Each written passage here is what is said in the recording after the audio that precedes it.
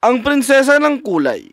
Noong unang panahon sa isang kaharian na tinatawag na Grayscale Grove, kung saan ang mga kulay ay matagal nang naglaho. Naninirahan ng isang batang prinsesa na ang pangalan ay Iris. Nakulong sa isang mundong walang kulay, siya ay nagnais na maranasan ang mga kamanghamanghang kulay na nawala sa kanyang mga kababayan. Si Prinsesa Iris, bagaman ipinanganak sa isang buhay na may pribilehiyo, ay natagpuan ang sarili na nakakulong sa kulay na abo na walang buhay na paleta. Ninais niya ang isang mundong puno ng kulay para sa kanyang sarili at sa kanyang mga kababayan. Sa araw na ito, habang naglalakad si Iris sa mga hardin ng walang kulay, isang pagkakataon ng pagsalubong ang magpapabago sa takbo ng kanyang buhay magpakailanman. Bakit ganito ang lugar na to? Parang walang buhay. Iya! Bakit mukhang may problema ka? Nais ko lang ang lugar na ito ay maging mas makulay. Batang prinsesa. May puso ka na naghahangad ng kasiglahan. Sino ka naman? Paano mo alam? Isang kaibigan, Apo. Nakikita ko sa iyong mga mata, isang kislap ng kulay na nakatago sa ilalim ng lahat ng kulay abo. Matutulungan mo ba akong ibalik ang kulay sa lugar na ito? Naniniwala akong kaya mo. Ngunit, kailangan mo munang matutong makinig. Makinig? Sa ano? Sa mundo, sa paligid mo, sa mga bulong ng kalikasan, ang mga awit ng hangin, ang mga lihim na tinatago ng mga batong nasa ilalim ng iyong mga paa. Ano ang mga ito? Ang batong ito makakatulong sa'yo na marinig ang mga bulong ng mundo ng mas malinaw. Kunin mo ito, Iha. Palalakasin ito ang iyong kakayahan. Isuot mo ito at hayaan mo itong gabayan ka. Salamat, Lola. Hindi mo kailanman sinabi ang pangalan mo. Tandaan mo, ang kapangyarihan ng kulay ay nasa loob mo. Gamitin mo ito ng maingat. Saan siya pumunta?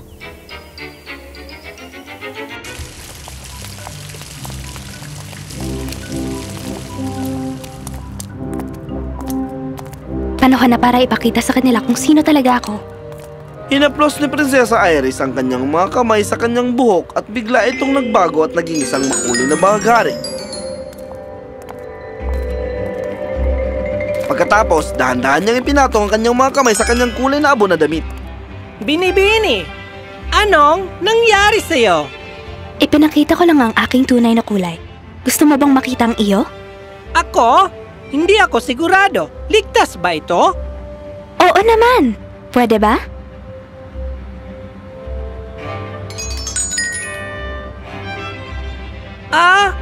Ako? Naalala ko ang kulay na ito. Naalala ko dati ang kalangitan sa gabi na gusto kong pagmasdan noong bata pa ako. Paumanhin po, Ginoo. Hindi ko maiwasang mapansin kung gaano kulay abo ang lahat sa iyong tindahan. Pwede bang subukan ko ang isang bagay? Siguro. Hindi naman siguro mas magiging mapurol pa dito. Paano nangyari yun? Meron akong espesyal na kakayahan na makinig sa mga bagay at tao at tulungan silang ipahayag ang kanilang tunay na anyo sa pamagitan ng kulay.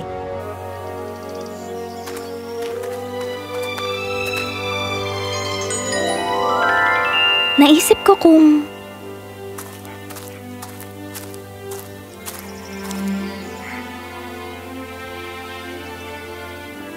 Nakita mo ba yun, Bruce? Ang punong iyon, ito'y maganda. Hindi ko pa kailanman nakita ang ganito sa lahat ng aking taon. Ano ang kulay rosas na iyon? Mga cherry blossoms yon. Gusto ba bang makita ang iba?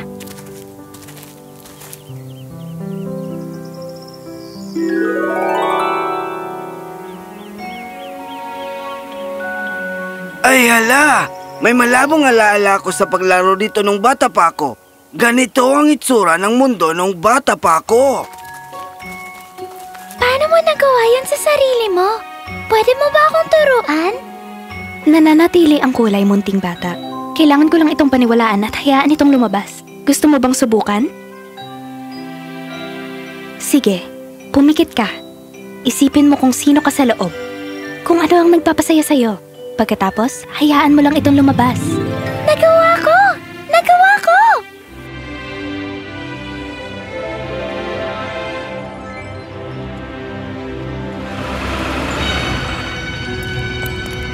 Ang makulay na tanawin ay naputol sa pagdating ng isang grupo ng mga lalaking nakasuot ng monochrome. Binibining Iris, hinihiling ng Alkalde Monochrome ang iyong agarang presensya. Maaari ko bang malaman kung bakit? Ang impormasyong iyon ay pribado. Pakiusap, sumama na kayo sa amin. Huwag kang umalis, prinsesa ng kulay! Ayos lang. Tandaan mo, ang kulay ay nasa loob mo na. Wala nang makakakuha nito. Huwag kayong mag-alala. Lahat ay maayos ko. Sige mga Ginoo, ipakita niyo ang daan.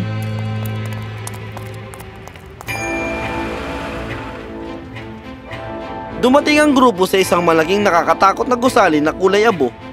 Sinamahan nila si Iris papasok. Binibining Iris, naniniwala akong kailangan nating mag-usap ng seryoso tungkol sa mga panggagambala ng iyong dulot sa aming bayan. Mas gusto ko po sanang Prinsesa Iris at nais ko sanang ituring ito bilang mga pagsasayos, Ginoong Alkalde. Ngunit nakikinig po ako. Maaring nakuha mo ang ilang tao sa bayan, Binibining Iris. Ngunit nais kong tiyakin sa iyo na ang Grayscale Grove ay umunlad sa monochrome sa loob ng maraming henerasyon. Hindi namin kailangan ng iyong mga kulay na gumugulo sa aming paraan sa pamumuhay. Malaking pahayag yan mula sa maliit na tao. Nakatayo ako sa aking prinsipyo. Mas maganda ang buhay na may kulay. Hindi mo naiintindihan, Binibining Iris. Ang kulay hindi lang tungkol sa estetika. Ito'y delikado. Bakit mo nasabi yon, Alkalde? Iyan na hindi mahalaga. Patawad, ngunit hindi ko na maaaring payagan na magpatuloy ang revolusyon ng kulay na ito, Binibining Iris. Wala na akong magagawa kundi ipakita ang aming huling pangangalaga.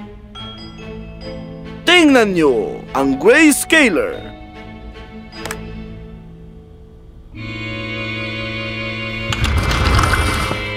Ang kamanghamanghang likha ng enhenyerya, kayang alisin ang bawat patak ng kulay mula sa aming bayan sa loob lamang ng ilang oras. Gagawin mo yan? Ang tanggalin ng sarili na lang pagpapahayag? Ang kanilang kaligayahan? Para protektahan sila ng walang pag-aalinlangan. Ang kulay nagdudulot lamang ng kaguluhan at pagkakahati-hati.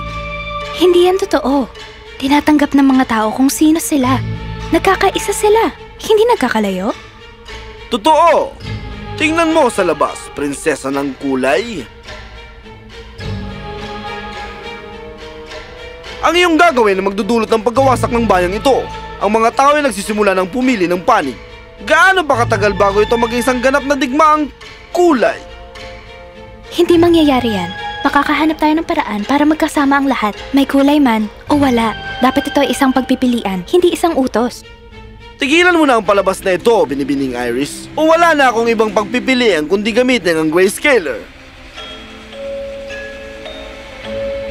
Hindi ako titigil tulungan ng mga taong hanapin ang kanilang tunay na kulay. Sana'y pag-isipan mo ito ng mabuti.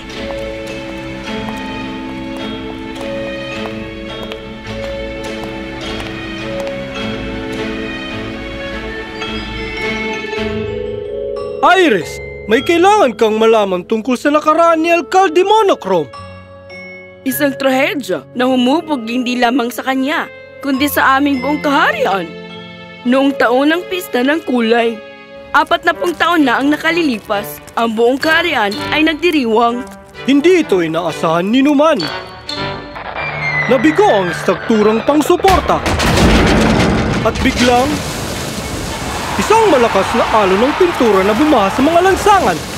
Sa kaguluhan, marami ang nasugatan. Ang iba hindi nakaligtas. Ang batang si Tim ay natagpuan makalipas ng ilang oras mag-isa at takot na takot. Ang mga magulang niya ay kabilang sa mga nawala sa araw na yon. Nakakabahala nga. Wala akong kaalam-alam. Pero ngayon, maraming bagay ang naging malinaw. Binago siya ng trahedya, anak. Habang tumatanda si Timmy, iniuugnay niya ang kulay sa panganib, kaguluhan at pagkawala. At ngayon, siya na ang Alkalde Monochrome. Natatakot ako sa mga kilos niya na magdudulot sa atin ng mas malaking kapahamakan. Kinabukasan, ang bayan ay nahati. Sa isang panig, makulay na kulay. Sa kabila, matibay na abo. Mataas ang tensyon.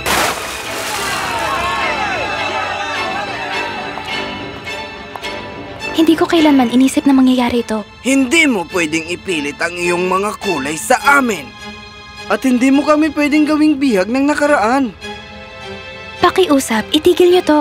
Hindi to ang ibig sabihin ng kulay. Prinsesa, kailangan namin ng tulong mo upang labanan ang mga nagpipilit na mag-ari na kulay abo.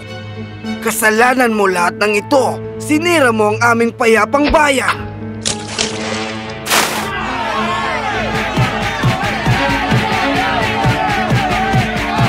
Ano ang nagawa ko?